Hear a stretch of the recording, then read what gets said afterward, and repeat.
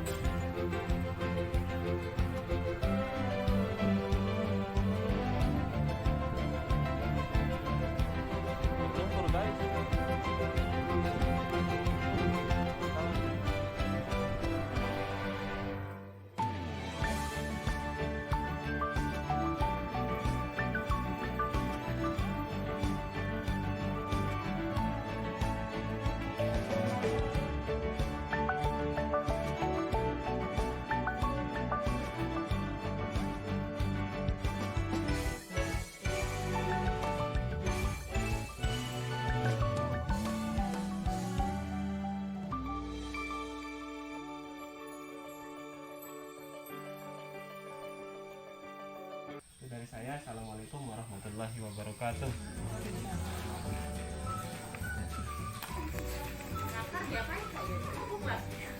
Sudah?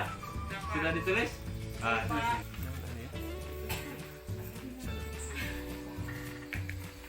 Ini sekarang saya suruh ibu-ibu belajar. Kalau di rumah kan ibu-ibu kalau anaknya tidak belajar kan ibu-ibu marah-marah toh. Nah, sekarang saya suruh belajar. Nah, perhatikan lagi. Nah, sekarang yang pohon ini kita ibaratkan anak. Coba, sekarang pohon ini kita ibaratkan anak. Buahnya itu harapan kita, betul ya? Iya. Nah, buah itu harapan kita sama anak. Tapi untuk mencapai buah, Bapak Ibu udah tulis tadi. Itu harus dipupuk, harus lagi disiram, dikasih pokoknya macam-macam supaya dapatkan hasil yang maksimal, dapat buah maksimal. Nah, untuk anak tentu begitu juga kan, kita ingin anaknya hebat, ingin begini, ingin begitu, nyuruh saja, tapi tidak pernah memupuk. Tapi jangan dikasih makan urea nanti anaknya. Tapi pupuknya itu macam-macam untuk anak kita. Nah, sekarang tadi Bapak Ibu udah tulis pupuk untuk pohonnya. Sekarang pupuk untuk anaknya dari bagian akar. Nah, apa? Dari baru lahir.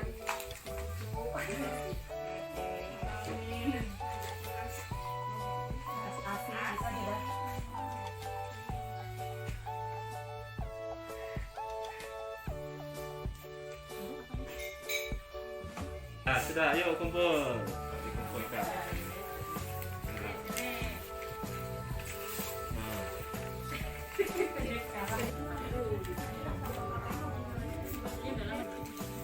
Berarti ada kaitan antara akar dengan buah ya. Bagaimana perlakuan kita kepada akar, buahnya pasti bagus. Begitu kira-kira ya. Selain kita cari tempat yang subur, kita juga perlakukan akar itu dengan cara bagus. Kalau misalnya ada satu daerah tidak terlalu subur, tapi perlakuannya bagus, misalnya tanahnya itu tidak terlalu subur, tapi digembur, dikasih pupuk, dikasih air yang pokoknya cukup, itu hasilnya pasti nanti akan bagus buahnya ya. Sekarang begini, perlakuan kepada anak kita itu nanti akan menjadikan buahnya itu bagus, anak kita juga pasti bagus. Yang penting perlakuannya juga bagus. Nah, begitu kira-kira itu ya. Nah, sekarang ibu sudah pernah dengar kata stunting?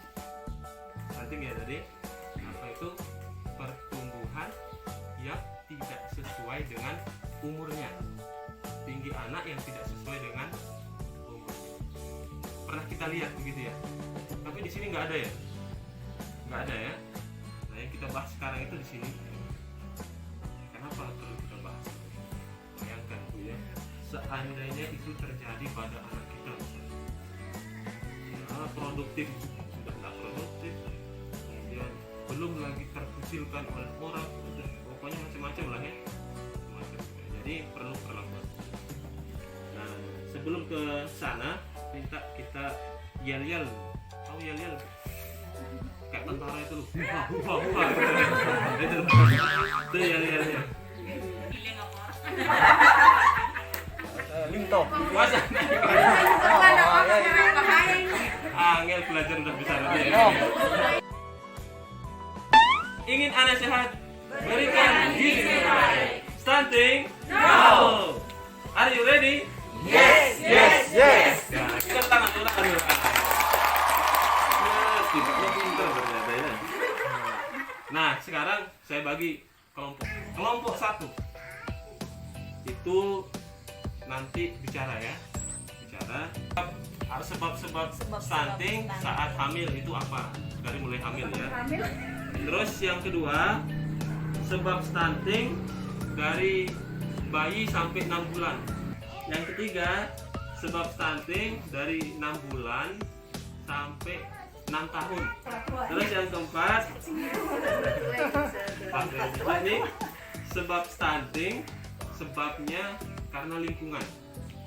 Itu ada pengaruhnya juga lingkungan. Oke, ini sekarang kelompok 1 penyebab stunting pada ibu hamil. Nah, silakan kelompok 1. Sakit, kurang gizi, Stres. Nah, jadi ada stresnya juga. Stresnya karena apa? Stres juga ya. Suami mau kawin lagi. Nah, itu stres juga ya. Jadi kalau hamil jangan stres ya. Itu maksudnya. Ini kan perempuan kan sering stresnya. Kambingnya melahirkan dia yang stres juga. Jangan stres ya. Bagus sekali. Kelompok 2 apa ya? Kurang makanan bergizi. Beli makanan sebelum usianya. Oh ya, beli makan sebelum usianya. Ah, ya, bagus sekali. Karena kalau ASI itu kan berapa? 6 bulan ya. Kelompok 3. kurang imunisasi, kurang vitamin, kurang makanan bergizi, tidak minum susu. Nggak minum susu. Oke. Satu lagi cacingan. Oke. Simpan termasuk ya. Ya. Kelompok 4. Nah, ini mbah-mbah iki. Bersih-bersih atau kerja bakti. Kerja bakti itu untuk mencegahnya ya. Nah, terus penyebabnya lingkungan yang kotor ya. Oke. Dan alhamdulillah ya, tepuk tangan lah. Sekarang saya lagi jelaskan pelan-pelan ya. Ternyata penyebabnya itu ada penyebab langsung, ada penyebab tidak langsung. Penyebab yang pertama ya betul, yang rata-rata menyebutnya tadi kurang gizi. Nah, itu satu. Itu yang kedua, ada namanya penyakit berulang. Nah, nanti tak jelaskan. Penyakit berulang. Jadi bukan cuma kurang gizi saja, kadang-kadang penyakit berulang juga itu jadi penyebab. Itu biasanya pertumbuhannya jadi tidak optimal. Itu yang terlalu sering sakitnya. Kemudian ada juga penyebab tidak langsung. Penyebab tidak langsung ini kurangnya stimulus. Nah, nanti tak ajar apa yang stimulus. Jadi bukan hanya dari makanan dan minuman, tapi kurangnya perhatian dari orang tua. Itu namanya stimulus. Stimulus dari orang tuanya untuk anaknya. Biasanya anak-anak itu kan kalau umur ini sekian ini kan macam-macam. Kadang dia nanya terus, ingin tahu ini apa itu. Kita kan kadang-kadang nggak mau repot kan. Itu burung apa? Burung ini. Udah ditanya lagi itu biasanya. Ini burung apa, burung ini? Burung gagak, misalnya gitu. Sama gitu nih. Tuh ngomong sampai begitunya kadang-kadang, itu yang nggak boleh. Sabar. Kita harus ingat, umurnya yang sekian itu nggak akan berulang lagi. Habis ini dia besar, udah nggak akan lagi dia seperti itu. Biasanya embuh ya. Oh, harus takok aja. Nah gitu atuh. Nah orang tua keras sabar, intinya sabar-sabar ibu ya. Sabar-sabar. Jangan cepat-cepat marah. Supaya tidak kena penyakit anak. Penyakit anak. Jadi lingkungan juga menjadi sebab kita stunting atau sehat. Betul. Apalagi terutama ini jamban. Nah, biasanya kan kita kurangnya di situ ya.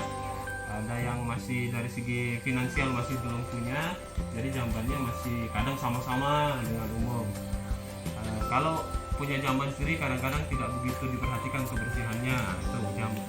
Itu lalat kalau sudah nyantol di situ, nyantol lagi di makanan, masuk bakteri di makanan situ, kemudian masuk dalam tubuhnya anak-anak, tubuh kita juga.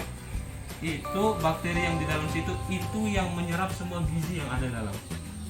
Biasanya makanan sehat, kita makan sudah bagus, tapi ternyata bakterinya yang ada dalam makanan itu menyerap gizinya kita yang di dalam. Itu salah satunya. Nah, jadi penyebabnya bukan cuma gizi tadi, tapi juga ada kurang stimulus, kemudian lingkungan.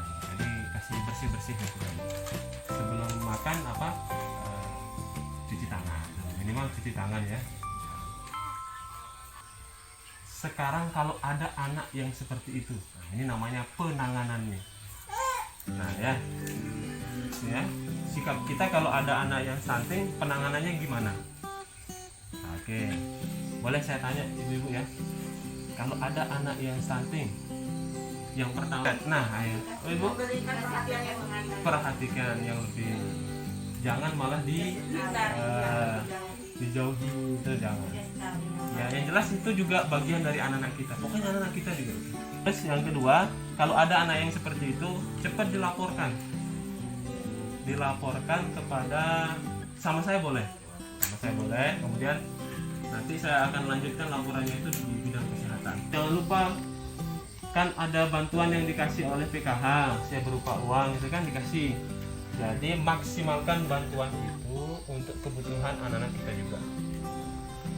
Gizinya, untuk susunya, untuk lauk pauknya segala macam maksimalkan ya, dimaksimalkan karena memang dari pemerintah diberikan untuk itu ya, amanahnya itu untuk itu, jadi jangan disia-siakan. Pokoknya ibu mau pakai beli ikan, beli daging itu boleh, pakai daging, beli beras itu boleh, pokoknya kebutuhannya anak dulu ya, kebutuhannya anak dulu. Kalau bapaknya belakangan nggak apa-apa ya, bapaknya belakangan. Kalau kita habis ini saya ucapkan terima kasih ini sudah ikut capek-capek nulis, mau mikir sama-sama ini ya. Memang kewajibannya begitu. Kalau jadi peserta PKH ya begini, harus sabar. Pas diundang rapat segala macam harus sabar. Kita sambil belajar juga ya, sambil belajar juga. Sampaikan juga kalau ini manfaat, sampaikan juga sama tetangga, sama kerabat yang bukan PKH. Kita sampaikan juga supaya. Itu dari saya. Assalamualaikum warahmatullahi wabarakatuh. Ya, sudah.